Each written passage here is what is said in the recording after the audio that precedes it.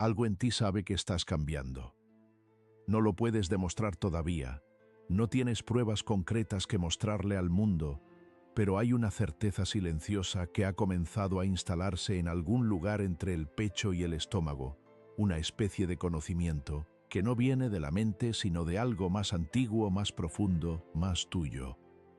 Y quizás esa sensación te asusta un poco, porque no estás acostumbrado a confiar en algo que no puedes explicar con palabras.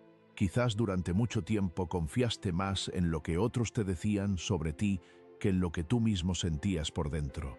Y eso, precisamente eso, es parte de lo que hoy quiero explorar contigo. Porque hay una pregunta que me parece más importante que casi cualquier otra pregunta que puedas hacerte en este momento de tu vida, y es esta. ¿Cómo sabes que vas por buen camino cuando todavía no has llegado a ningún destino visible? ¿Cómo reconoces el progreso real cuando el mundo exterior aún no refleja lo que está ocurriendo dentro de ti? ¿Y qué pasa cuando los signos más poderosos de tu transformación no son los que esperabas encontrar? Quiero que te quedes con esas preguntas un momento. No las respondas todavía. Déjalas flotar, porque lo que vamos a explorar juntos hoy no es una lista de señales motivacionales que puedes colgar en tu pared. Es algo más sutil, más honesto y creo, más verdaderamente útil. Vamos a hablar de lo que realmente ocurre cuando una persona comienza a cambiar desde adentro, cuando el proceso de convertirse en quien realmente se empieza a moverse, cuando la psique despierta algo más profundo que la rutina y el miedo. Hay una idea que Carl Jung exploró durante décadas de trabajo con pacientes, con sueños, con mitos y con su propio proceso interior, y es la idea de que cada ser humano lleva dentro de sí una fuerza que busca constantemente su completud. No la perfección, sino la completud. Hay una diferencia enorme entre esas dos palabras, aunque a veces las confundimos. La perfección es un ideal externo, algo que otros definen, algo que mides comparándote con una imagen que no es tuya. La completud, en cambio, es un proceso interno. Es el movimiento hacia integrar todo lo que eres, incluyendo las partes que has rechazado, las que has escondido, las que te dan vergüenza, las que no encajan con la imagen que quieres proyectar. Jung llamó a este proceso individuación, y sé que esa palabra puede sonar abstracta, casi académica, pero quiero que la entiendas de una manera muy concreta, porque tiene todo que ver con lo que estás viviendo ahora mismo. La individuación no es volverse especial o superior. Es, de hecho, casi lo contrario. Es el proceso de dejar de actuar desde una máscara, desde un personaje que construiste para sobrevivir, para ser aceptado, para no sentir dolor y comenzar a actuar desde algo más real, más tuyo, más vivo. Y aquí está la paradoja que quiero que escuches con atención, porque es una de las más importantes que conozco. El camino hacia convertirte en quien realmente eres no se parece en nada a lo que imaginabas. No es lineal, no es siempre cómodo, no siempre se siente como progreso desde afuera. A veces, de hecho, el momento en que más estás creciendo es el momento en que más confundido te sientes. El momento en que más te estás liberando es el momento en que más incertidumbre experimentas. Y el momento en que más te estás acercando a ti mismo es, paradójicamente, el momento en que menos reconoces al que eras antes. Recuerdo haber trabajado con una mujer hace algunos años que vino a verme en un estado de profunda confusión. Ella había hecho todo lo que se supone que debías hacer para sentirte bien. Había terminado una relación que la dañaba, había comenzado a hacer ejercicio, había retomado una afición artística que había abandonado en su adolescencia, había empezado a decir que no en situaciones donde antes siempre cedía. Y sin embargo, me dijo con una honestidad que me conmovió profundamente, me siento peor que antes. Me siento sola, desorientada, como si hubiera perdido algo aunque racionalmente sé que he ganado mucho. Y yo le pregunté, ¿qué crees que has perdido?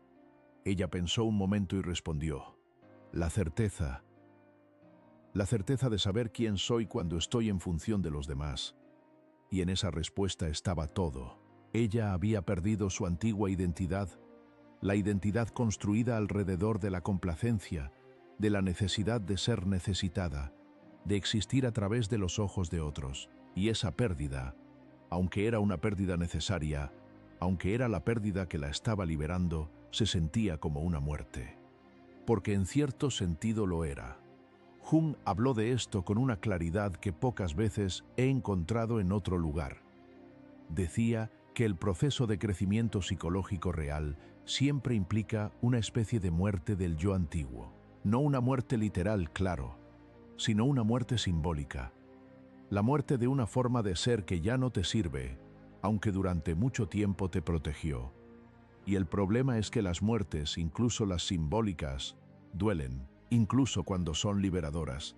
Entonces, ¿cómo distingues si lo que estás sintiendo es el dolor del crecimiento o el dolor del error? ¿Cómo sabes si esa incomodidad que sientes en este momento de tu vida es la señal de que estás yendo en la dirección equivocada o, por el contrario, la señal más poderosa de que finalmente estás yendo en la dirección correcta?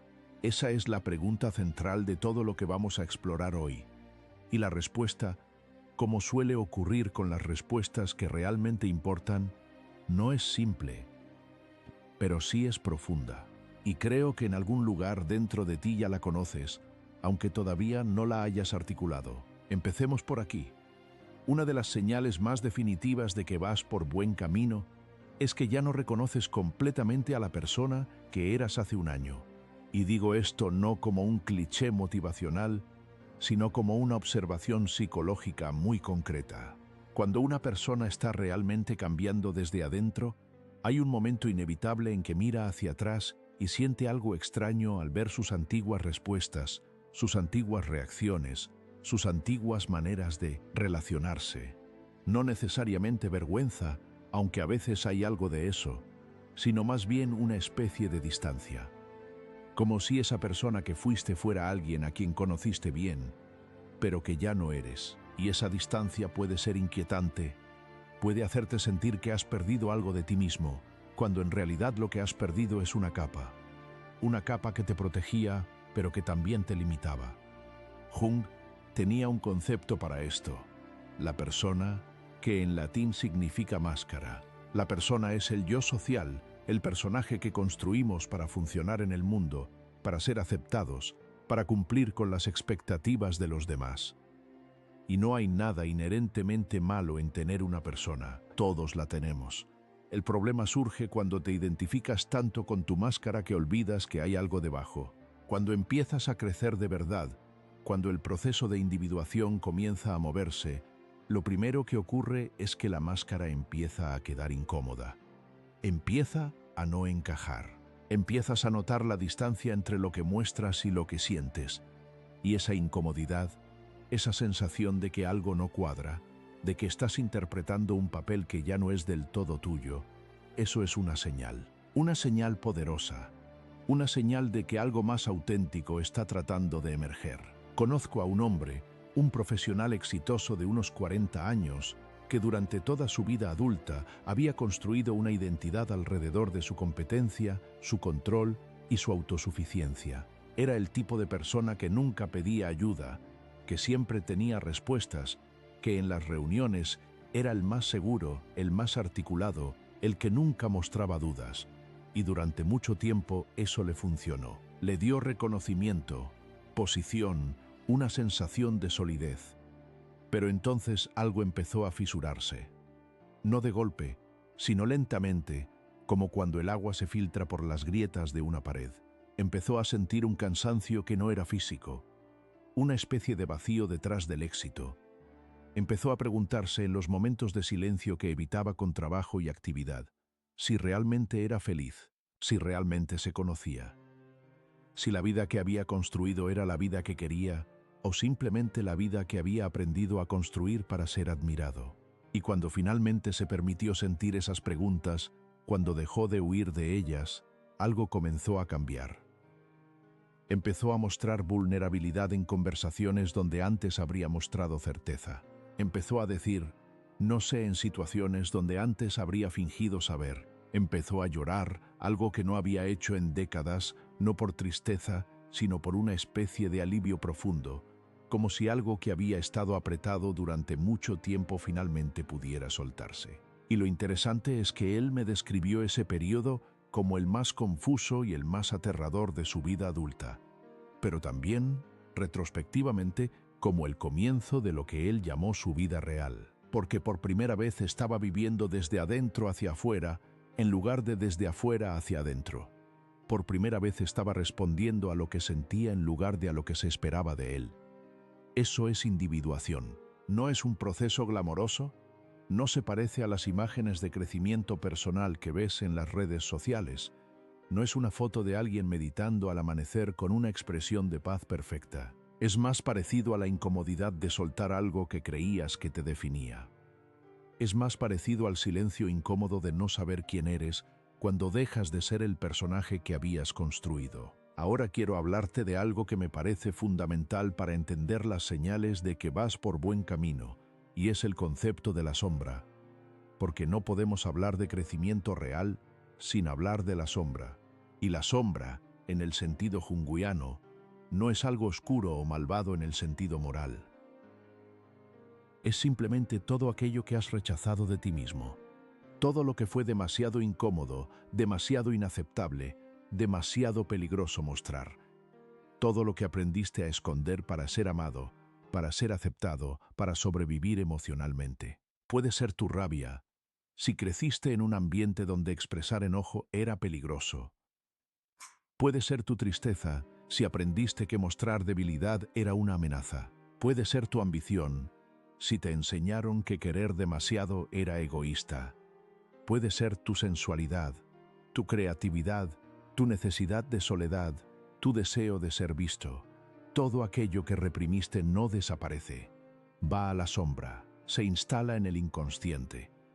Y desde ahí opera de maneras que no controlas.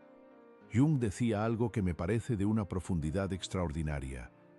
Lo que no se hace consciente se manifiesta como destino. Y cuando lo escuché por primera vez, algo en mí se detuvo. Porque esa frase describe con una precisión casi dolorosa algo que todos hemos experimentado. La manera en que repetimos patrones sin querer, la manera en que atraemos situaciones que parecen ocurrirnos como si fueran accidentes, cuando en realidad son expresiones de algo que llevamos dentro y que no hemos mirado. ¿Cuántas veces has visto a alguien, o quizás te has visto a ti mismo, repitiendo el mismo tipo de relación una y otra vez? Cambia el nombre, cambia la cara, pero la dinámica es la misma. El mismo tipo de persona que te abandona, o que necesita ser rescatada, o que no puede comprometerse, o que te hace sentir que nunca eres suficiente. Y cada vez te preguntas cómo es posible, si tú conscientemente no quieres eso. Si conscientemente buscas algo diferente, la respuesta está en la sombra, está en las partes de ti que no has integrado, porque lo que no reconoces en ti mismo, lo buscas afuera, lo proyectas, lo atraes, y esto no es una crítica, es una observación psicológica, es la manera en que la psique funciona cuando no ha sido iluminada desde adentro. Entonces, ¿cuál es la señal de que estás yendo por buen camino en relación con tu sombra? Es esta. Empiezas a reconocer tus proyecciones. Empiezas a notar que lo que más te irrita de los demás es a menudo algo que llevas dentro y no has aceptado. Empiezas a preguntarte, cuando tienes una reacción muy intensa ante alguien o algo, qué parte de ti mismo está siendo tocada. Empiezas a tomar responsabilidad de tus estados emocionales en lugar de explicarlos siempre como consecuencia de lo que otros hacen. Esto no significa que todo lo que sientes es tu culpa. No significa que las acciones de los demás no tienen impacto real. Significa que hay una diferencia entre el evento externo y la intensidad de tu reacción, y que esa diferencia a menudo te dice algo importante sobre ti mismo, sobre algo que llevas dentro que todavía no has integrado. Recuerdo una conversación que tuve con una mujer que estaba procesando el fin de una relación muy intensa. Ella describía a su expareja con una mezcla de admiración y resentimiento que me resultó muy reveladora. Decía que él era libre, que hacía lo que quería sin importarle lo que pensaran los demás, que vivía con una especie de despreocupación que a ella le parecía al mismo tiempo fascinante y enervante. Y cuando le pregunté qué sentía ella cuando pensaba en esa libertad, hubo un silencio largo. Y luego dijo, casi en voz baja, envidia. Profunda envidia, porque yo nunca me he permitido eso. Yo siempre he vivido pendiente de lo que piensan los demás. Siempre he ajustado lo que soy para no decepcionar a nadie. Y en ese momento algo se abrió. Porque lo que ella había proyectado en él, lo que la había atraído tan poderosamente y luego la había herido tanto, era en realidad una parte de sí misma que no se había permitido vivir. Una parte que anhelaba libertad, espontaneidad, la capacidad de ser sin pedir permiso. Y mientras esa parte permanecía en la sombra, ella la buscaba afuera en otros, esperando que alguien más la viviera por ella. Cuando empiezas a reconocer esto en tu propia vida, cuando empiezas a ver la relación entre lo que te atrae compulsivamente y lo que llevas dentro sin integrar, eso es una señal poderosa, una señal de que tu conciencia se está expandiendo, de que estás comenzando a reclamar partes de ti mismo que habías delegado en otros. Y quiero detenerme aquí un momento, porque lo que acabo de describir tiene una implicación enorme en el ámbito de las relaciones, y es algo que creo que merece ser explorado con mucho cuidado, porque uno de los temas más profundos y más malentendidos en la psicología del amor es precisamente este: la diferencia entre el amor consciente y la dependencia emocional disfrazada de amor. El amor que nace desde la incompletud, desde la herida no integrada, desde la sombra no reconocida, tiene una cualidad muy particular.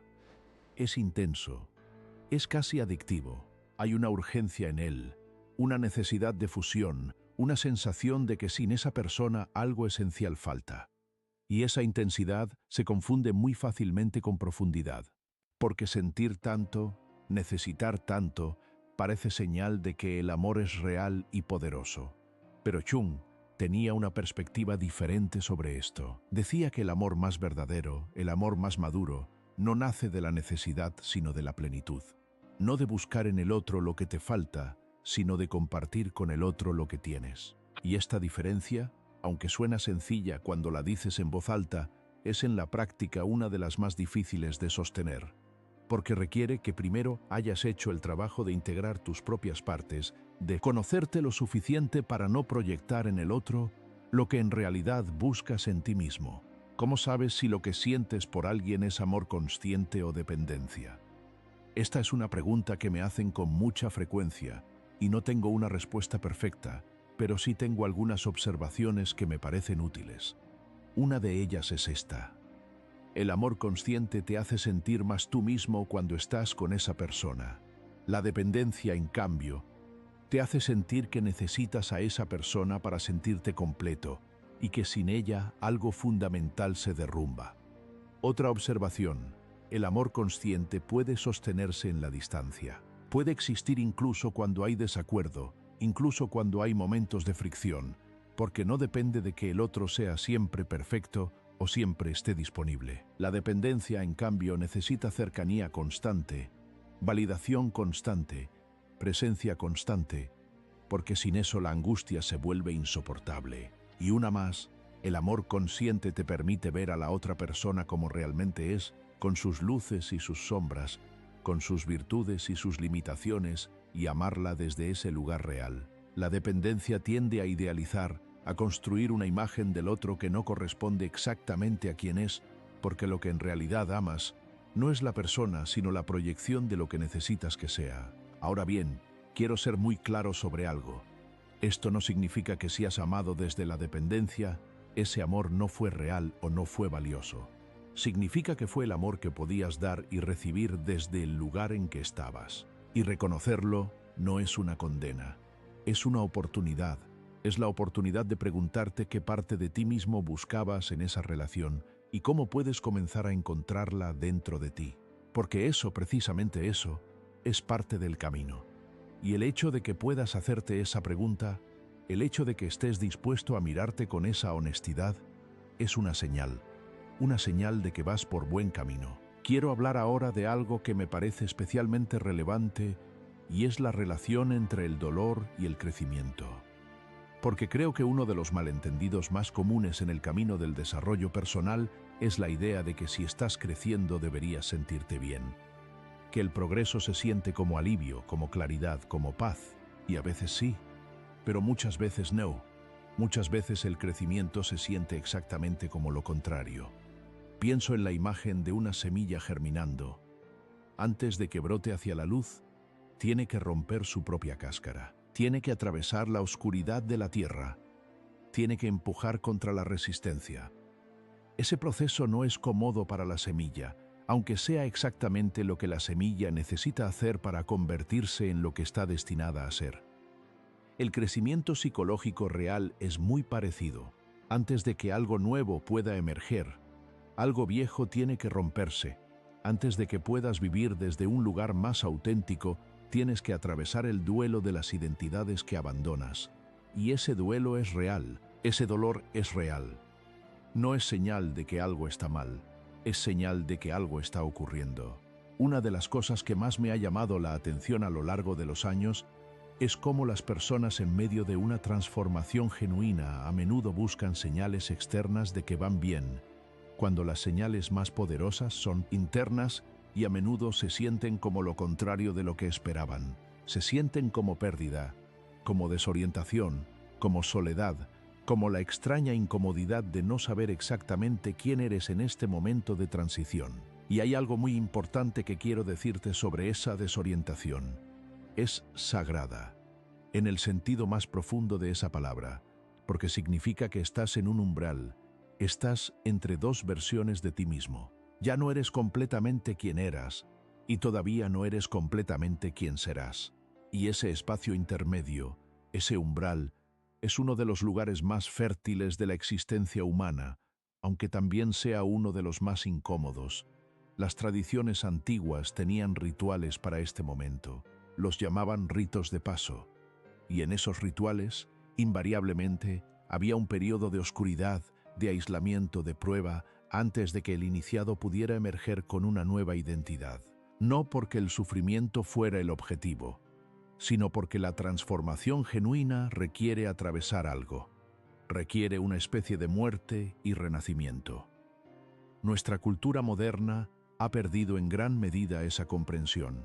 Vivimos en una cultura que teme la incomodidad, que busca resolver el malestar lo más rápido posible, que interpreta el dolor como señal de que algo está mal en lugar de como parte inevitable del proceso de cambio. Y eso nos hace muy vulnerables en los momentos de transformación, porque cuando llega la incomodidad, cuando llega la desorientación, tendemos a interpretarla como un fracaso en lugar de como una señal de que algo importante está ocurriendo.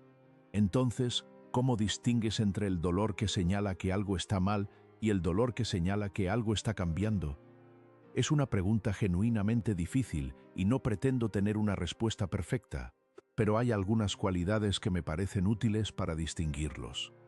El dolor del crecimiento tiende a tener una cualidad expansiva, aunque sea incómodo. Hay algo en él que se siente como apertura, como si algo que estaba cerrado se estuviera abriendo. El dolor que señala que algo está mal tiende a tener una cualidad constrictiva, como si algo se estuviera cerrando, como si te estuvieras haciendo más pequeño. El dolor del crecimiento generalmente va acompañado de una mayor claridad sobre quién eres y qué quieres, aunque esa claridad sea todavía parcial. El dolor que señala que algo está mal generalmente va acompañado de confusión creciente sobre ti mismo, de una sensación de que te estás perdiendo. El dolor del crecimiento, aunque sea difícil, generalmente no te hace querer abandonarte. No te hace querer anestesiarte de manera compulsiva, aunque sí puede hacer que desees descanso y cuidado. El dolor que señala que algo está mal a menudo produce un impulso de huida, de escapar de ti mismo, de adormecer lo que sientes de maneras que sabes que no te hacen bien. Y quiero añadir algo más sobre esto, porque me parece fundamental. A veces el mayor indicador de que vas por buen camino es que ya no huyes de ti mismo de la manera en que lo hacías antes. Que cuando sientes algo difícil, en lugar de buscar inmediatamente una distracción, en lugar de llenarte de ruido para no escuchar lo que está dentro, puedes quedarte con ello un momento. Puedes sentarlo. Puedes preguntarle qué quiere decirte. Eso es una señal enorme. Una señal de que tu relación contigo mismo ha cambiado. De que ya no te tratas como a un problema que resolver, sino como a alguien a quien escuchar. Hablemos ahora de algo que tiene que ver directamente con las relaciones y con la energía que proyectamos en el mundo, porque creo que es uno de los temas que más confusión genera y que más claridad necesita. Me refiero a lo que en psicología se llama a veces magnetismo personal, aunque yo prefiero llamarlo presencia auténtica, porque creo que esa palabra captura mejor lo que realmente ocurre. Hay personas en cuya presencia te sientes inmediatamente cómodo, visto, seguro. No porque sean perfectas, no porque sean especialmente atractivas en el sentido convencional, sino porque hay algo en ellas que se siente real, que se siente presente, que se siente congruente. Y esa congruencia, esa alineación entre lo que sienten y lo que muestran, entre lo que dicen y lo que son, tiene un efecto casi magnético en los demás. Y luego hay personas que, aunque sean objetivamente exitosas, aunque sean atractivas, aunque digan las cosas correctas, te dejan con una sensación extraña, una ligera incomodidad que no puedes articular exactamente. Y esa incomodidad, a menudo, es tu intuición respondiendo a la incongruencia, a la distancia entre la máscara y la persona real. Lo que quiero decir con esto es que la presencia auténtica, ese magnetismo real, no es algo que puedas fabricar. No es una técnica, no es una estrategia de comunicación. Es el resultado natural de haber hecho el trabajo interior, de haberte conocido lo suficiente para no necesitar fingir, de haber integrado suficientes partes de tu sombra para no tener que gastar energía escondiéndolas. Y esto tiene implicaciones enormes para las relaciones. Porque cuando vives desde ese lugar de mayor autenticidad, cuando ya no estás actuando desde el miedo a no ser suficiente, cuando ya no estás buscando desesperadamente la aprobación de los demás, atraes un tipo de conexión completamente diferente. Atraes personas que responden a quien realmente eres, no a quien estás fingiendo ser. Y eso, aunque suene simple, cambia todo. Una de las señales más claras de que vas por buen camino en este sentido es que las relaciones en tu vida están cambiando. No necesariamente que tengas más relaciones, sino que las relaciones que tienes tienen una cualidad diferente. Hay más honestidad, hay más profundidad, hay más espacio para ser imperfecto sin sentir que eso amenaza la conexión. Y quizás también estás notando que algunas relaciones que antes te parecían esenciales ya no se sienten tan necesarias, que algunas personas con las que pasabas mucho tiempo ya no te nutren de la misma manera. Y eso puede ser doloroso, porque implica pérdida, pero también es una señal de que has crecido más allá de ciertas dinámicas, de que ya no necesitas lo que antes buscabas en esas conexiones. Jung tenía una idea sobre esto que me parece muy hermosa y muy honesta a la vez. Decía que a medida que una persona se individualiza, a medida que se vuelve más ella misma, inevitablemente algunas relaciones se transforman y otras se disuelven. No porque la persona se haya vuelto mejor o superior a los demás, sino simplemente porque ha cambiado y no todas las conexiones pueden acomodar ese cambio. Y esto puede sentirse como abandono o como fracaso, o como soledad, pero también puede entenderse como una parte natural del proceso, como el espacio que se abre para que lleguen conexiones más alineadas con quien estás llegando a ser. Quiero hablar ahora de algo que me parece especialmente relevante en el contexto de las relaciones y del crecimiento, y es la relación entre la energía femenina y la energía masculina, no en el sentido de géneros biológicos, sino en el sentido psicológico que Jung exploró con los conceptos de ánima y animus. Jung observó que cada psique humana, independientemente del género, contiene tanto principios que llamó masculinos como principios que llamó femeninos. El principio masculino, el logos, tiene que ver con la dirección, la acción, la estructura, la claridad racional. El principio femenino, el eros, tiene que ver con la conexión, la receptividad, la intuición, la capacidad de sostener la ambigüedad sin necesitar resolverla inmediatamente. Y lo que observó es que en la mayoría de las personas, uno de estos principios está más desarrollado que el otro. Y el que está menos desarrollado, el que ha sido reprimido o ignorado, tiende a manifestarse en las relaciones como proyección. Es decir, buscamos afuera lo que no hemos desarrollado adentro. Esto explica, entre otras cosas, por qué muchas personas se sienten atraídas por cualidades en sus parejas que ellos mismos no se permiten expresar. El hombre que reprime su sensibilidad emocional Puede sentirse irresistiblemente atraído por mujeres que expresan esa sensibilidad con libertad. La mujer que reprime su capacidad de acción directa y de establecer límites puede sentirse atraída por hombres que encarnan esa cualidad. Y mientras esa atracción permanece en el nivel de la proyección, la relación tiene una calidad casi adictiva, pero también muy inestable, porque lo que realmente estás buscando es una parte de ti mismo que no has reconocido. Cuando empiezas a integrar esas cualidades dentro de ti, cuando el hombre comienza a desarrollar su sensibilidad emocional y la mujer comienza a desarrollar su capacidad de acción directa, algo interesante ocurre. Las atracciones cambian. Ya no te sientes tan compulsivamente atraído por personas que encarnan lo que te falta. Puedes sentir atracción genuina, pero desde un lugar diferente, desde un lugar de elección en lugar de necesidad. Y esto, de nuevo, es una señal de que estás integrando partes de ti mismo que antes proyectabas afuera, una señal de que te estás volviendo más completo en el sentido que Jung le daba a esa palabra. Déjame contarte algo que observé en mí mismo, porque creo que puede ser útil escuchar esto desde un lugar personal. Durante muchos años, yo tenía una relación muy particular con la vulnerabilidad. La admiraba profundamente en los demás. Cuando alguien se abría, cuando alguien mostraba su fragilidad sin vergüenza, yo sentía algo que podría describir como una especie de reverencia. Pero en mí mismo, la vulnerabilidad me parecía casi inaceptable. La asociaba con debilidad, con pérdida de control, con el riesgo de ser herido. Y lo que tardé mucho tiempo en ver es que esa admiración tan intensa por la vulnerabilidad ajena era precisamente la señal de que era algo que yo llevaba en mi sombra, algo que anhelaba pero que no me permitía. Y mientras permaneciera en ese lugar, seguiría buscándola afuera, admirándola en otros, sintiéndome atraído por personas que la encarnaban, sin poder realmente habitarla yo mismo. El momento en que comencé a cambiar fue cuando me permití ser vulnerable en una conversación importante, sin saber exactamente qué iba a pasar, sin tener el control del resultado. Y lo que ocurrió no fue lo que temía. No me derrumbé. No perdí el respeto de nadie. Lo que ocurrió fue una conexión más profunda de la que había tenido en mucho tiempo. Y algo dentro de mí se asentó de una manera que no había sentido antes. Eso es lo que ocurre cuando integras algo de tu sombra. No te vuelves más débil, te vuelves más completo.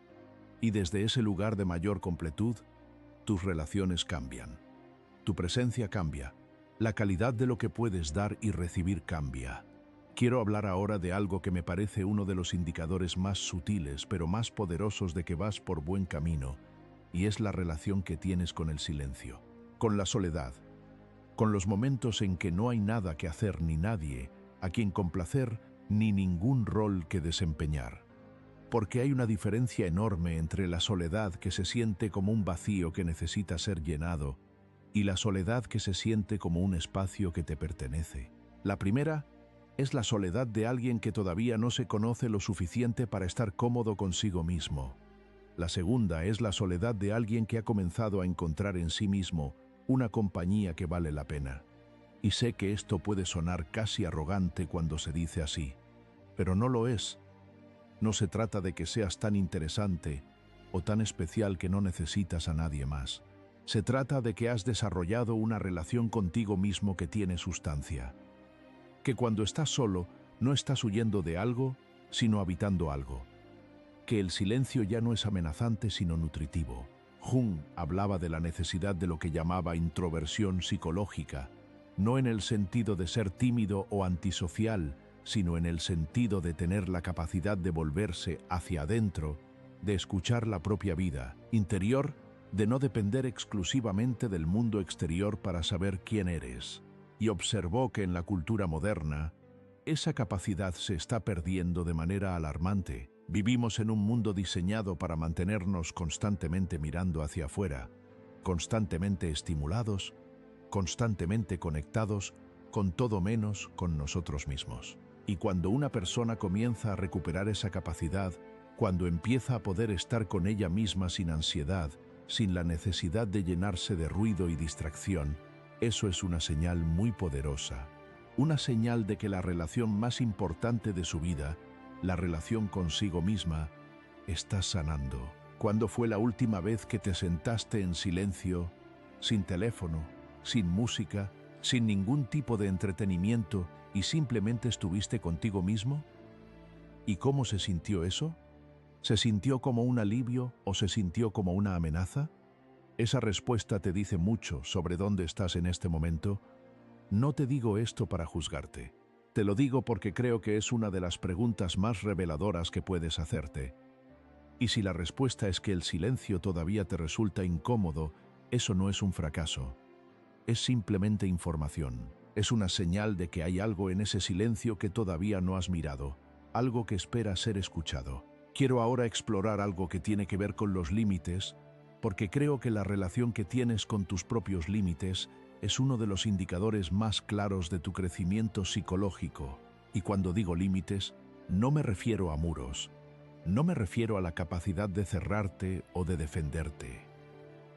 Me refiero a algo mucho más sutil y mucho más poderoso, la capacidad de saber qué es tuyo y qué no lo es. La capacidad de decir sí cuando realmente quieres decir sí y no cuando realmente quieres decir no, sin que eso requiera una justificación elaborada ni produzca una culpa aplastante. Porque para muchas personas decir no es uno de los actos más aterradores que existen. No porque sean cobardes, sino porque en algún momento de su historia aprendieron que decir no tenía consecuencias dolorosas. Que decir no significaba perder amor, perder aprobación, perder la conexión con alguien importante. Y entonces aprendieron a decir sí cuando querían decir no. Aprendieron a ceder, a complacer, a ajustarse para mantener la paz y la conexión. Y eso, durante un tiempo, puede parecer funcional. Puede parecer incluso generoso, pero tiene un costo enorme. Porque cada vez que dices sí cuando quieres decir no, estás traicionando algo dentro de ti. Estás enviando un mensaje a tu propia psique que dice: lo que yo siento no importa tanto como lo que el otro necesita. Y con el tiempo, esa traición acumulada produce resentimiento, produce agotamiento, produce una especie de vaciamiento interior que no siempre puedes explicar pero que sientes con claridad.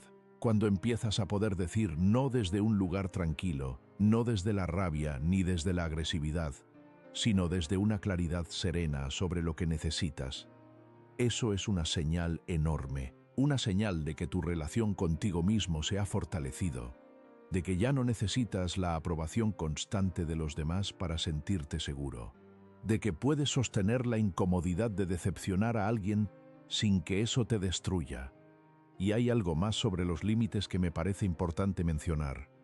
Los límites no son solo lo que dices no, son también lo que permites en tu vida, las conversaciones que sostienes, las situaciones que aceptas, las relaciones que mantienes. Cuando empiezas a crecer, empiezas a notar que hay cosas que antes aceptabas casi automáticamente que ahora ya no puedes aceptar de la misma manera.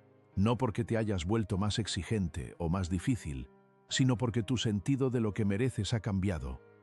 Tu sentido de lo que es posible para ti ha cambiado. Y eso puede crear fricciones, puede crear momentos de conflicto. Puede hacer que algunas personas en tu vida se sientan incómodas con los cambios que estás haciendo. Y esa incomodidad ajena, esa resistencia que encuentras en los demás cuando empiezas a cambiar, es también una señal.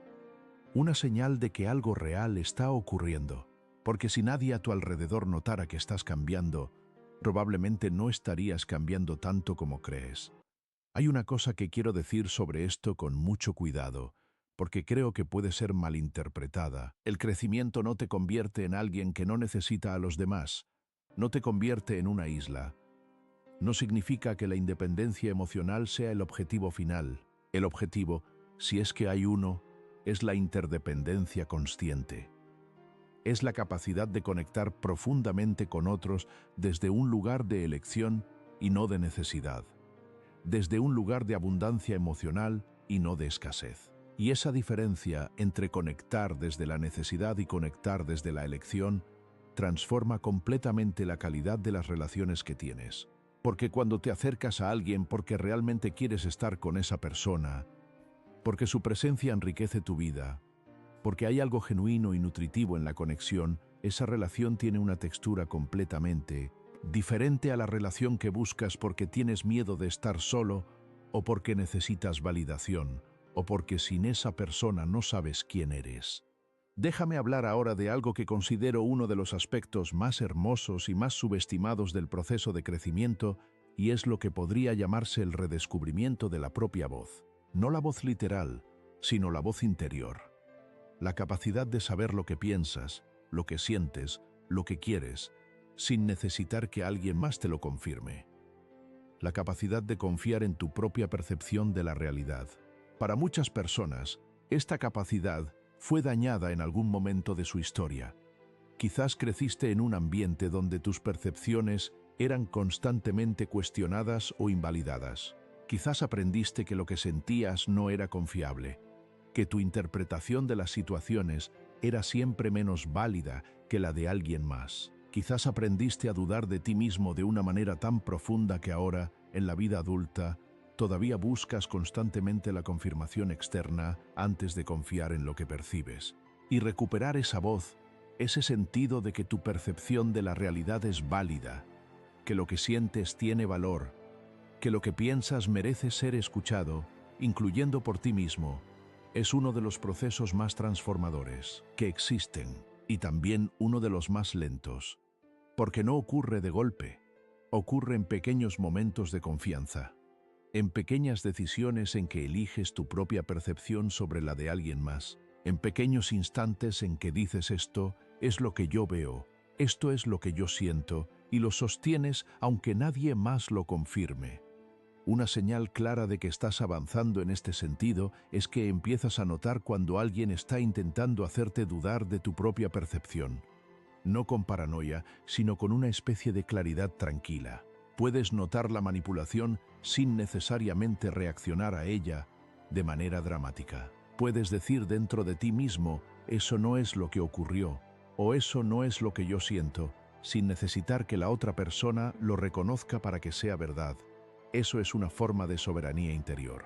Y es una de las señales más poderosas de que tu sentido de ti mismo se ha fortalecido. Quiero hablar ahora de algo que me parece especialmente relevante en este momento de tu vida, y es la relación entre el miedo y la intuición. Porque creo que uno de los mayores obstáculos que encuentran las personas en el camino del crecimiento es la confusión entre estas dos cosas. El miedo y la intuición pueden sentirse muy similares en el cuerpo, pero tienen cualidades muy diferentes y nos llevan a lugares muy diferentes. El miedo, en su forma más básica, es una respuesta a una amenaza percibida. Es el sistema de alarma de la psique. Y cuando ese sistema funciona bien, el miedo es una herramienta valiosa. Te alerta sobre peligros reales. Te ayuda a protegerte. Pero cuando ese sistema ha sido sobreactivado por experiencias pasadas, cuando has vivido suficiente dolor para que tu sistema de alarma esté constantemente encendido, el miedo puede comenzar a confundirse con intuición. Puedes empezar a interpretar como señales de peligro cosas que en realidad son simplemente nuevas, simplemente desconocidas, simplemente diferentes de lo que has experimentado antes. La intuición, en cambio, tiene una cualidad diferente. Es más silenciosa, más tranquila. No grita, no alarma, no produce urgencia. La intuición es más como un conocimiento que ya está ahí, que no necesita demostración, que no viene acompañado de la historia de por qué deberías tener miedo. Es simplemente una certeza que se asienta en algún lugar del cuerpo, generalmente en el pecho o en el estómago, que dice esto sí o esto no, sin necesitar explicarse. Y aprender a distinguir entre el miedo y la intuición es uno de los aprendizajes más valiosos del camino interior. Porque el miedo a menudo nos detiene en momentos en que la intuición nos está invitando a avanzar. Y a veces, lo que interpretamos como intuición que nos dice que algo está mal es, en realidad, el miedo al cambio, el miedo a lo desconocido, el miedo a ser más de lo que hemos sido hasta ahora. Una manera que me resulta útil para distinguirlos es esta. Pregúntate si lo que sientes viene del pasado o del presente. El miedo casi siempre viene del pasado. Es una respuesta a algo que ya ocurrió, a una herida que ya fue, a un patrón que ya conoces. La intuición viene del presente. Responde a lo que está ocurriendo ahora, a lo que está frente a ti en este momento. Cuando empiezas a poder preguntarte esto que siento viene de mi historia o viene de lo que realmente está ocurriendo ahora, tu capacidad de navegar tu propia vida cambia de manera significativa. Tomas decisiones desde un lugar más claro. Confías más en ti mismo. Y esa confianza, esa capacidad de orientarte por tu propia brújula interior, es una de las señales más poderosas de que vas por buen camino. Déjame contarte algo sobre un periodo de mi propia vida que me parece relevante para lo que estamos explorando. Hubo un momento en que me encontré frente a una decisión que en términos externos parecía obvia. La opción segura, la opción racional, la opción que todos a mi alrededor hubieran recomendado era una cosa. Y sin embargo, había algo en mí que apuntaba en una dirección diferente. Algo que no podía justificar completamente con argumentos racionales, pero que se sentía más verdadero, más alineado con algo que yo no podía nombrar del todo. Y durante mucho tiempo me quedé paralizado entre esas dos voces. La voz del miedo que me decía que la opción segura era la correcta. Y algo más silencioso, más profundo, que me decía que la opción que me asustaba era la que más me pertenecía. Lo que finalmente me ayudó a moverme no fue la certeza.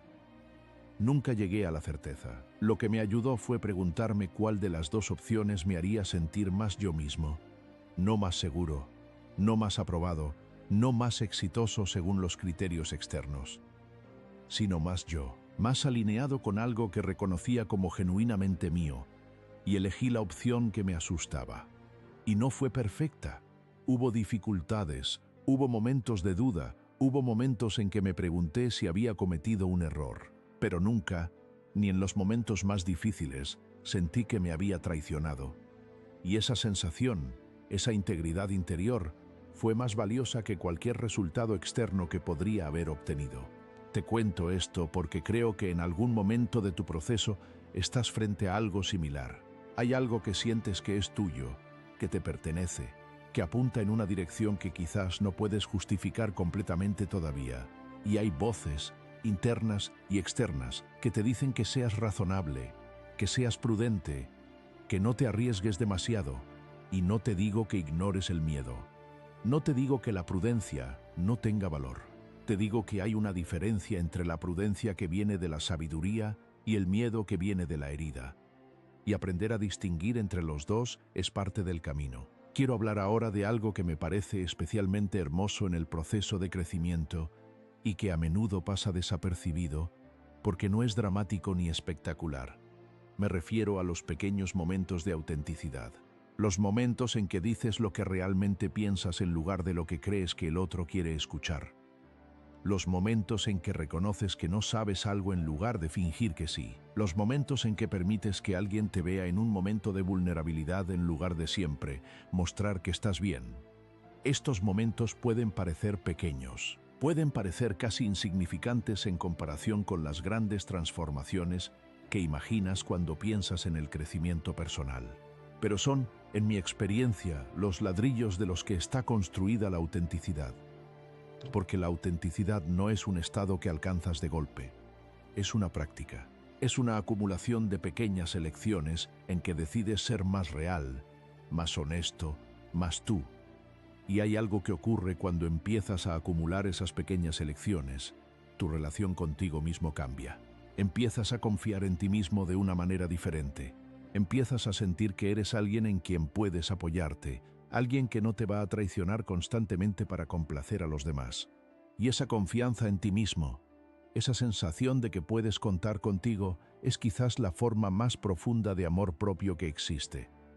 No el amor propio de las frases motivacionales, no el amor propio de quererse a uno mismo en abstracto, sino el amor propio concreto y cotidiano de tratarte como alguien cuya experiencia importa, cuyas necesidades son válidas, cuya voz merece ser escuchada, incluyendo por ti mismo. Hay una pregunta que quiero hacerte ahora y quiero que la escuches con toda tu atención. ¿Cómo te tratas a ti mismo cuando nadie está mirando? ¿Cómo te hablas a ti mismo en los momentos de error, de fracaso, de inseguridad? ¿Con la misma compasión con que hablarías a un amigo que está pasando por algo difícil? ¿O con una dureza que nunca le aplicarías a nadie más? Porque la manera en que te tratas a ti mismo en privado, la voz interior con que te hablas, es uno de los indicadores más claros de tu relación contigo mismo. Y si esa voz es consistentemente crítica, consistentemente dura, consistentemente exigente más allá de lo razonable, eso no es una señal de que tienes altos estándares. Es una señal de que hay algo en ti que todavía no se ha perdonado, que todavía no se ha aceptado, que todavía cree que tiene que ganarse el derecho a existir siendo perfecto. Y suavizar esa voz, no silenciarla, no ignorar la responsabilidad personal, sino suavizarla, hacerla más compasiva, más humana, es uno de los actos de crecimiento más profundos que puedes realizar. Porque cuando te tratas con compasión, no te vuelves más indulgente con tus errores, te vuelves más capaz de aprender de ellos, te vuelves más capaz de crecer. Porque el miedo y la vergüenza no producen crecimiento real, producen parálisis o huida. La compasión, en cambio, crea el espacio seguro en que el cambio genuino puede ocurrir. Quiero acercarme ahora al final de lo que quiero compartir contigo hoy, y quiero hacerlo hablando de algo que me parece la señal más definitiva de todas. La señal que cuando aparece te dice con más claridad que cualquier otra cosa que estás yendo en la dirección correcta. Y es esta: empiezas a vivir desde tus propios valores en lugar de desde las expectativas de los demás. Suena simple, pero es una de las cosas más difíciles que existe, porque durante la mayor parte de nuestra vida, la mayoría de nosotros vivimos en función de lo que otros esperan de nosotros. No porque seamos débiles o porque carezcamos de carácter, sino porque así es como aprendemos a sobrevivir emocionalmente. Aprendemos qué comportamientos producen amor y aprobación y nos ajustamos a ellos. Aprendemos qué partes de nosotros son aceptadas y cuáles no, y ocultamos las que no lo son. Y con el tiempo, esa adaptación se vuelve tan automática, tan natural, que dejamos de notar que lo estamos haciendo. Dejamos de saber dónde terminan las expectativas de los demás y dónde empezamos nosotros. Dejamos de saber qué queremos realmente en contraposición a lo que creemos que deberíamos querer. El proceso de individuación, en su esencia más profunda, es el proceso de recuperar esa distinción, de aprender a preguntarte en cada decisión importante: ¿esto es lo que yo realmente quiero o es lo que creo que se espera de mí?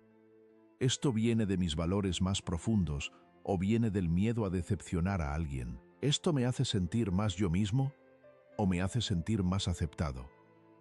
Y no te digo que la aceptación social no importe, no te digo que las expectativas de los demás sean siempre irrelevantes. Te digo que hay una diferencia entre elegir conscientemente alinearte con ciertas expectativas, porque eso refleja tus propios valores, y ajustarte automáticamente a las expectativas de los demás, porque no sabes hacer otra cosa.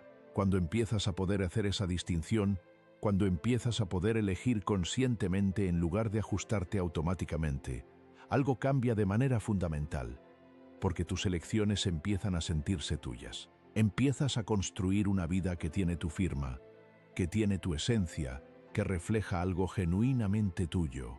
Y esa vida, aunque sea imperfecta, aunque sea más pequeña en términos externos de lo que imaginabas, tiene una calidad que las vidas construidas para complacer a los demás nunca pueden tener. Tiene coherencia, tiene integridad, tiene vida.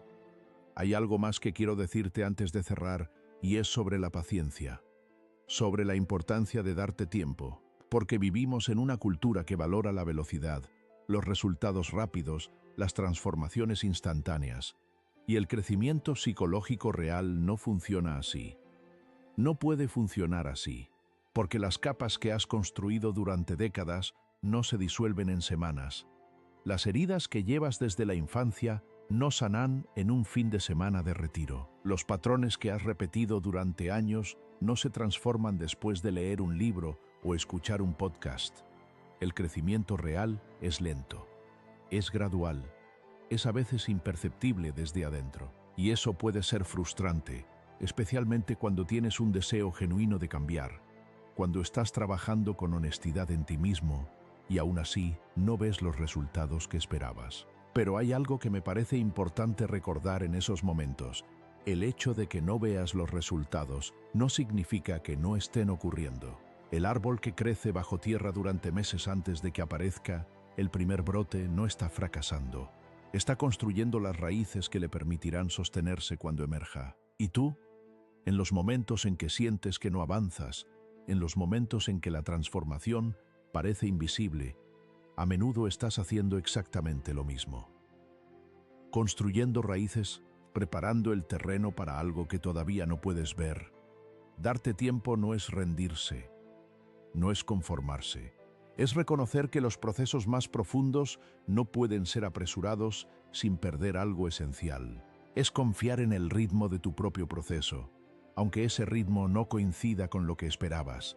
Y hay algo hermoso en esa confianza, algo que, cuando se asienta en ti, cambia la textura de toda tu experiencia, porque ya no estás en una carrera hacia algún destino futuro donde finalmente estarás bien. Empiezas a reconocer que el proceso mismo tiene valor, que los momentos de confusión, de duda, de búsqueda, no son obstáculos en el camino hacia tu vida real. Son parte de tu vida real. Quiero cerrar con algo que me parece fundamental, y es una reflexión sobre lo que significa realmente ir por buen camino. Porque creo que hemos sido educados para pensar que ir por buen camino significa tener claridad, certeza, éxito visible, la sensación de que todo está bajo control. Y esa definición, aunque comprensible, es profundamente limitante. La señal definitiva de que vas por buen camino no es que todo esté claro. Es que estás dispuesto a seguir aunque no todo esté claro. No es que no tengas miedo. Es que ya no permites que el miedo sea el único criterio para tus decisiones. No es que hayas llegado a algún destino. Es que has comenzado a confiar en el proceso de caminar. La señal definitiva es que te conoces un poco mejor que hace un año, que te tratas con un poco más de compasión que antes, que tus relaciones tienen un poco más de honestidad, que puedes estar solo sin que eso te destruya, que cuando alguien intenta hacerte dudar de ti mismo, hay algo dentro de ti que no cede tan fácilmente como antes, que las elecciones que haces, aunque imperfectas, se sienten más tuyas. La señal definitiva es que estás dispuesto a mirar las partes de ti mismo que antes evitabas, que puedes sostener la pregunta ¿quién soy realmente?, sin necesitar una respuesta inmediata, que el proceso de convertirte en ti mismo ya no te aterra de la misma manera que antes, aunque todavía te desafíe. Y quizás la señal más poderosa de todas, que en algún lugar dentro de ti, debajo del ruido y la duda y la incertidumbre, hay una certeza silenciosa que sabe que estás en el lugar correcto. No en el lugar cómodo, no en el lugar fácil, sino en el lugar correcto. El lugar donde el crecimiento real ocurre. El lugar donde te estás encontrando a ti mismo. Eso es suficiente, más que suficiente. Es, de hecho, todo lo que necesitas para seguir. Hay algo que quiero que te lleves de esta conversación, no como una conclusión, sino como una pregunta que puedas seguir habitando. Y es esta: ¿qué parte de ti mismo has estado evitando mirar? No con juicio, no con vergüenza, sino con curiosidad genuina. ¿Qué hay en tu sombra que todavía no has integrado? ¿Qué proyectas en los demás que en realidad es tuyo? ¿Qué partes de ti mismo has delegado en las relaciones porque no te has atrevido a vivirlas tú mismo? No necesitas responder ahora, no necesitas tener todo claro. Pero si puedes llevar esas preguntas contigo, si puedes dejarlas vivir en algún lugar de tu conciencia mientras sigues con tu vida, algo comenzará a moverse, algo comenzará a emerger. Porque la psique, cuando se le da espacio y atención, tiene una sabiduría que va mucho más allá de lo que la mente consciente puede planificar. Confía en ese proceso, confía en lo que ya está ocurriendo dentro de ti, aunque todavía no puedas verlo completamente. Confía en la certeza silenciosa que te dice que estás cambiando, aunque el mundo exterior todavía no lo refleje del todo. Porque esa certeza, esa sensación profunda e inexplicable de que algo importante está ocurriendo, esa es quizás la señal más definitiva de todas, la señal de que vas, sí, por buen camino,